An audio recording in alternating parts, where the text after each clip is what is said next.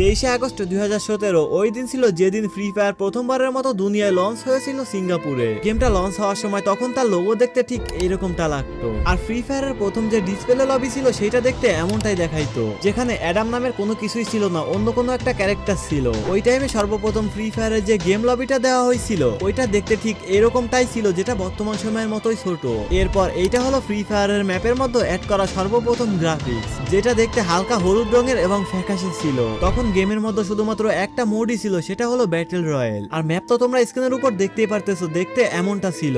আর হ্যাঁ, ওই টাইমে গেমের মধ্যে প্লেন কিন্তু এরকম সাইজে ছোট এবং ঝাপসা রঙের ছিল। ওই টাইমে প্লেয়ারদের বিমান থেকে জাম্পিং স্টাইল এরকম ছিল, যেটা বর্তমান সময় থেকে একদমই আলাদা। আর ওই টাইমে ল্যান্ডিং স্টাইল তো তোমরা স্ক্রিনের উপর দেখতেই পারতেছো, যেটা পুরাই ঝাঁকানাকা। হ্যাঁ, এটা ছিল মূলত 2017 সালের ফ্রি ফায়ার। এরপর চলে আসে 2018 সাল, যখন অনেকেই গেমটা ডাউনলোড করতে শুরু করে এবং ধীরে ধীরে গেমটা খেলা শুরু করে, আর মানুষদের মধ্যে ফ্রি ফায়ার গেম সম্পর্কে একটা ধারণা তৈরি হতে থাকে। এরপর আমরা গেমের লবির মধ্যে বেশ কিছু চেঞ্জেস দেখতে পাই। 2018 সালে ক্যারেক্টারের ল্যান্ডিং স্টাইল চেঞ্জ হয়ে মূলত এইরকম হয়ে যায়, আর প্যারাশুট খোলার মুহূর্ত কেমন ছিল তা তো তোমরা স্ক্রিনের উপর দেখতেই পারতেছো। এছাড়াও ওই টাইমে গেমের মধ্যে ছোট ছোট চেঞ্জ সহ প্লেয়ারদের গেম প্লে স্টাইলের মধ্যেও একটু একটু চেঞ্জ দেখা গিয়েছিল।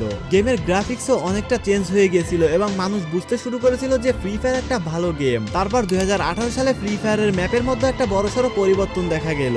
2017 থেকে অনেক নতুন নতুন জায়গা অ্যাড করা হয়েছে, অনেক কিছু যুক্ত করা হয়েছে এবং গাছপালা সবকিছু ইমপ্রুভ করা হয়েছে। দেন এইভাবে মার্চ 2018 পর্যন্ত গেমের মধ্যে ছোট ছোট চেঞ্জেস চলতেই ছিল। এরপর ফ্রি ফায়ার অনেক দ্রুত র্যাঙ্ক করতে শুরু করলো। গেম ডেভেলপাররা হয়তো ভেবেছিল এইবার ভালো কিছু একটা করতে হবে, আর তারপর গেমে বেশ ঝকঝকে একটা পরিবর্তন আসতে শুরু করলো। এরপর 14 মার্চ আমাদের গেমের মধ্যে স্যান্তোসা নামের একটা নতুন জায়গা অ্যাড করা হলো, যে জায়গাটা ম্যাপের সব থেকে শেষের দিকে ছিল এবং সেখানে সব থেকে বেশি লুটও পাওয়া যেত।